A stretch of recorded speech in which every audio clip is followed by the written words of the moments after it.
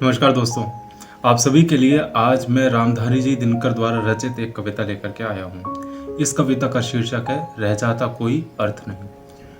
रामधारी जी दिनकर की इस कविता की एक विशेष बात यह है कि ये उस व्यक्ति की मनोदशा को दर्शाती है जो एक आस में था बहुत लंबे वक्त से, या किसी की आस टूटी है और उसके बाद अगर उसको सुख की प्राप्ति हुई भी है तब भी उस सुख का कोई मतलब नहीं रह जाता उसके लिए।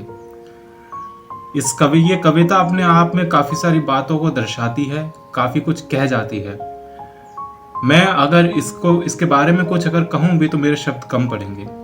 बाकी की बातें आप इस कविता को सुन करके खुद बताइएगा कि आपको कैसा लगा। कविता का शीर्षक है कि रह जाता कोई अर्थ नहीं। नित जीवन के संघर्षों से जब टूट चुका हो अंतर्मन, तब सुख के मिले समंदर का रह जाता कोई अर्थ नहीं। जब फसल सूख कर जल के बिन तिनका तिनका बन गिर जाए, फिर होने वाली वर्षा का रह जाता कोई अर्थ नहीं। संबंध कोई भी हो लेकिन यदि दुख में साथ न दे अपना, फिर सुख के उन संबंधों का रह जाता कोई अर्थ नहीं। छोटी छोटी खुशियों के क्षण निकले जाते हैं रोज यहां, फिर सुख के नित्य प्रतीक्षा का रह जाता कोई अर्थ नहीं। मन कटुवाणी से आहत हो और भीतर तक छलनी हो जाए, मन कटुवाणी से आहत हो और भीतर तक छलनी हो जाए, फिर बाद कहे प्रिय वचनों का रह जाता कोई अर्थ नहीं। और सुख साधन चाहे जितने हों, फिर काया रोगों का घर हो, फिर उन अनगिनत सुविधाओं का रह जाता कोई अर्थ नहीं। इस पंक्ति की हर लाइन अपने आप में बहुत कुछ कहती है।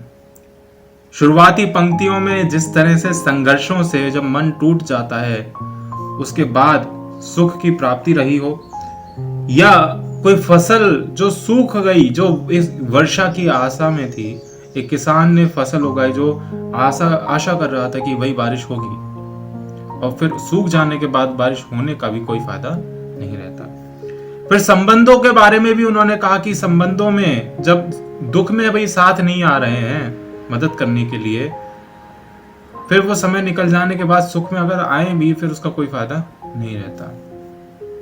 छोटी छोटी खुशियां, अब उनको नजरअंदाज करते हुए भी अगर आप रोज आगे बढ़ रहे हैं, ठीक है, आप संघर्ष से जूझ रहे हैं, ठीक है, अच्छी बात है, मगर जो रोज के आपने जो छोटी छोटी खुशियां थी उन्हें आपने नजरअंदाज कर दिया, फिर एकदम से एक दिन जो मिली आपको सफलता भी आपको कुछ महसूस नहीं होगी,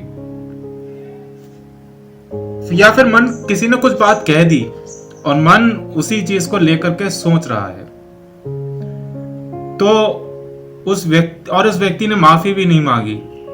ऐसे केस में अगर वो व्यक्ति कुछ मीठा बोल भी देता है ना आपके लिए, आपसे अगर अच्छे से बात भी कर लेता है एक टाइम के बाद, तब वो वापस से वैसा नहीं बन सकता जैसा वो कभी था। और अंत में कि सुख साधन, हम सब मेहनत कर रहे हैं एक उम्र में, अपनी जवानी में हम मेहनत कर रहे हैं, अगर हमने इसका ध्यान नहीं रखा और एक उम्र के बाद हमारे अगर शरीर में कोई दिक्कतें आई, पैसे के लिए हम भाग रहे हैं, ठीक है, सुख सुविधाएं हमें प्राप्त हुई, मगर उस टाइम पे अगर हमारे शरीर साथ नहीं दिया, जो भी हम भोग कर रहे हैं या खा पी रहे हैं, अगर शरीर साथ नहीं दिया तो ऐसे सुख सुविधाओं का कोई मतलब नहीं बनेगा। रामधारी जी दिनकर की ये कविता यूं तो लिखी गई एक बहुत पुराने वक्त में है, मगर आज भी बहुत कुछ कहती है। मिलूंगा आपसे अगले एपिसोड में, बताइएगा आपको ये कविता कैसी लगी। अगले एपिसोड में दूसरी कविता लेकर के आऊंगा। तब तक के लिए बाय बाय, शब्बा खैर।